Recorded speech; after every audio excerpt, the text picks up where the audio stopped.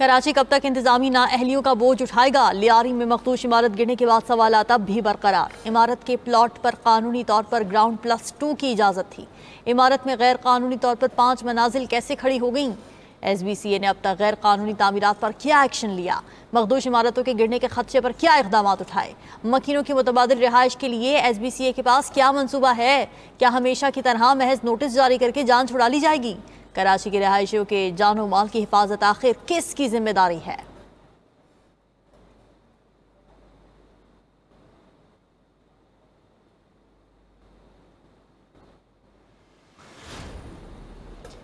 लियारी में अभी 22 इंतहाई खतरनाक इमारतें मौजूद हैं। लियारी में 16 खतरनाक इमारतों को खाली करवा लिया गया। दीगर इमारतों को खाली करवाने के लिए कार्रवाई की जा रही है। लियारी में मीडिया से गुफ्तगू करते हुए ADG साउथ जावेद खोसो ने कहा कि मखदूश इमारतों की मकीनों को मजीद खतरे से आगाह कर दिया। मुतासरा इमारत को 3 साल पहले खतरनाक करार दिया गया था। 1.5 माह पहले भी इमारत के मकीनों को नोटिस जारी किया था।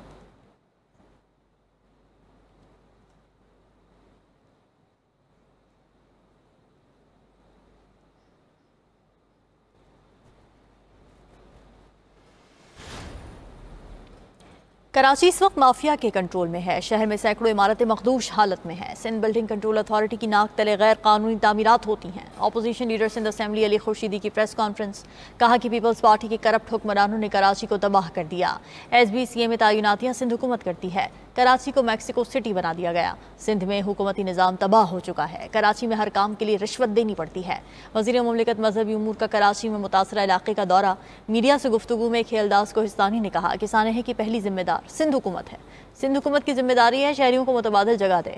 वाक़े की मुकम्मल इंक्वायरी ज़रूर होनी चाहिए।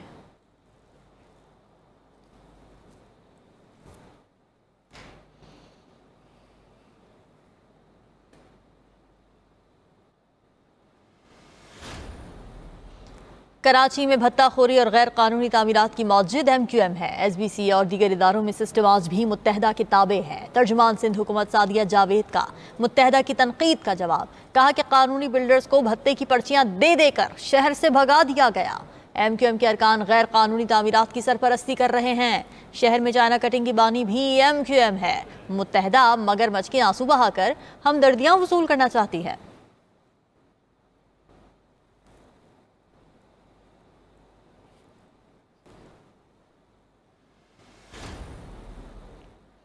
लियारी में एक और मखदूश बिल्डिंग गिरने के दहाने पर आगरा ताज के इलाके में वाक़े 7 मंजिला रिहायशी इमारत में दरारें पड़ गईं। 7 मंजिला इमारत को अप्रैल में नाकाबिल रिहाइश करार दिया गया था।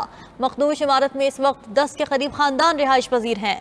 ज़िला इंतजामिया और सिंध बिल्डिंग कंट्रोल अथॉरिटी ने बिल्डिंग को खाली कराने के कोई इंतजाम नहीं किए। बगैर नक्शा मंजूरी इमारत में 12 यूनिट्स बनाए गए हैं।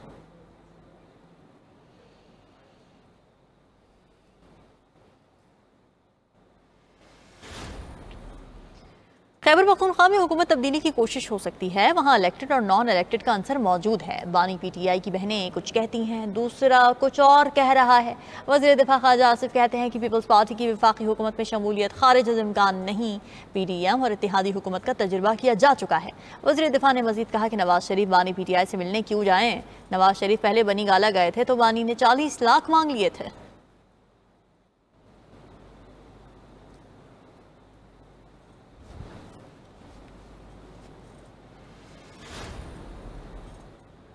नवाज शरीफ की बानी PTI से मुलाकात की खबरें महज अफवाहें हैं। ये किसी की ख्वाहिश तो हो सकती है लेकिन हकीकत नहीं। नायब वज़ीर आज़म इसहाक़ डार की लाहौर में दाता दरबार के बाहर मीडिया से गुफ्तगू, कहा कि हुकूमत को अक्सरियत के हवाले से कोई मुश्किल नहीं।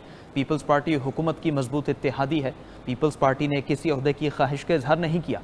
तमाम सियासी जमातों से मिलकर चलने को तैयार है। नायब वज़ीर आज़म ने मजीद कहा कि दौरे आज़रबाईजान के दौरान $2 अरब के मुआहदे हुए हैं। पाकिस्तान ने 9 और 10 मई को भारत को वो सबक सिखाया जो वो हमेशा याद रखेगा।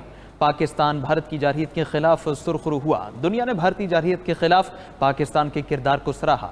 ईरान को भी अंदाजा हो गया कि उनका सच्चा दोस्त पाकिस्तान ही है। ईरानी पार्लियामेंट में पाकिस्तान तशक्कुर के नारे लगे। शोहदा के जनाजों में पाकिस्तानी परचम लहराए गए।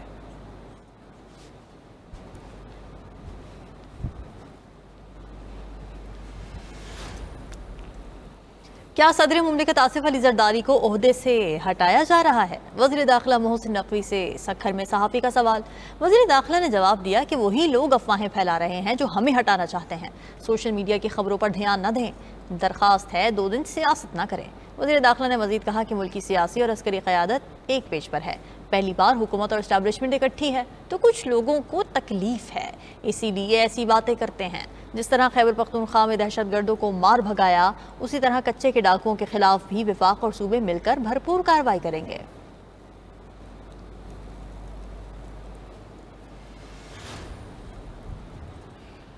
बजट पेश ना करने का प्रोपेगेंडा अपनों का था। बजट पास ना होता तो हुकूमत चली जाती और कसूर हमारा होता। हमारे दोरका ने बजट के हक में वोट नहीं दिया। वज़ीर आला खैबर पख्तूनख्वा यमीन गंडापुर का कहना है, सब जानते हैं वो किसके लोग हैं।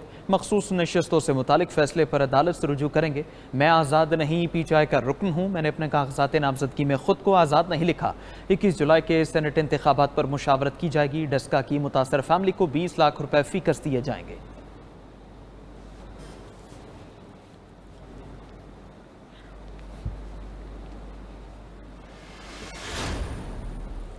पंजाब असेंबली के 10 अपोजिशन अरकान का जुर्माना जमा कराने से गुरेज। सूबाई असेंबली में तोड़फोड़ के इल्जाम में 10 अरकान पर जुर्माना आयद किया गया था। असेंबली ज़राए के मुताबिक मुतालिका अपोजिशन अरकान ने ताहाल जुर्माना जमा नहीं कराया।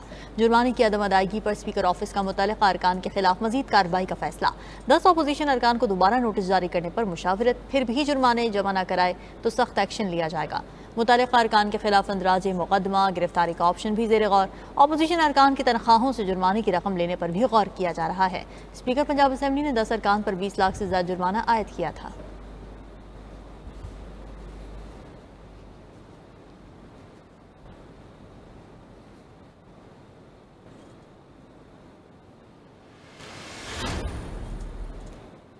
आइंदा हफ्ते गजा में जंग बंदी मुआहदा हो सकता है। गजा से मुतालिक अभी बहुत कुछ करना है। अमरीकी सदर का जंग बंदी से मुतालिक हमास के बयान का खैर मकदम।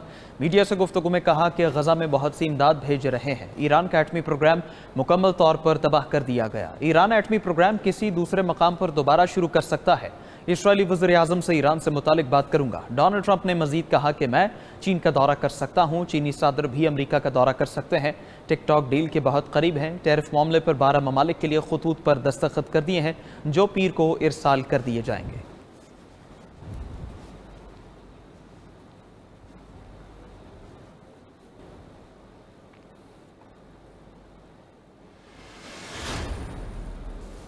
हमास का इजराइल से मुज़ाकिरात के लिए रजामंदी का इजहार। गाजा जंगबंदी मुसव्वदे के अहम नुकात भी मंजर आम पर आ गए। अरब मीडिया के मुताबिक नई मुजव्वज़ा जंगबंदी 60 रोज़ के लिए होगी। ट्रंप ज़ाती तौर पर हमास को जंगबंदी पर अमल की जमानत देंगे। हमास 10 जिंदा कैदी और 18 लाशें इजराइल को देगी। माहदे की मंजूरी होते ही गाजा में इमदाद की इजाज़त होगी। खुराक और दीगर इमदाद अक़वाम मुत्तहिदा और रेड क्रिसेंट के जरिए तकसीम होगी। इजराइल गाजा में तमाम फौजी कार्रवाइयाँ बंद कर देगा। मुस्तकिल जंगबंदी के लिए फौरी मुज़ाकिरात शुरू किए जाएंगे। दूसरी तरफ इजरायली फ़ौज का फ़लस्तीनियों पर बर्बरियत का सिलसिला जारी। साहूनी फ़ौज के हमलों में मज़ीद 42 फ़लस्तीनी शहीद हो गए।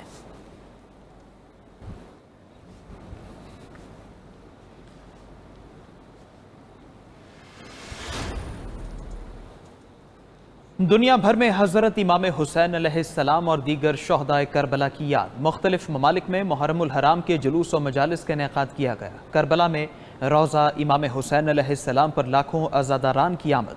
इराकी शहर नजफ़ में अज़ादारान ने मशल बरदार जुलूस निकाला। ईरानी दारुल हुकूमत तेहरान में भी मजालिस गम बरपा। मकबूजा कश्मीर, लेबनान, बहरीन में भी शबीह जुलजना उठाई गई। श्रीनगर में अज़ादारों ने शोहदाए करबला की कुर्बानी को खिराज अक़ीदत पेश किया। यूरोपीय ममालिक में भी अज़ादारान की जानिब से मातमी जुलूस निकाले गए।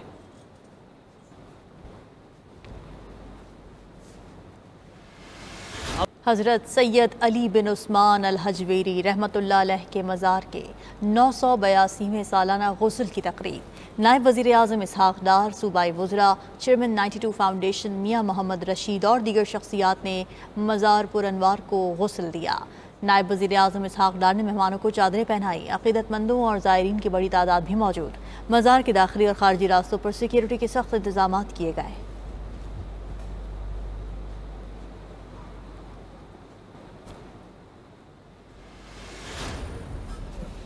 अमरीकी तारीख का सबसे बड़ा 14 अरब 60 करोड़ डॉलर्स का मेडिकल फ्रॉड। डॉक्टर्स, नर्सेज और तिब्बी अमले समेत 324 अफराद पर मुकदमात दायर कर दिए गए। मुलजमान जाली मेडिकल बिलिंग, टेलीमेडिसिन स्कैंडल्स में मुलविस पाए गए। अफीम की गैर कानूनी तकसीम और बैनुल-अक़वामी मनी लॉन्ड्रिंग का भी इल्ज़ाम।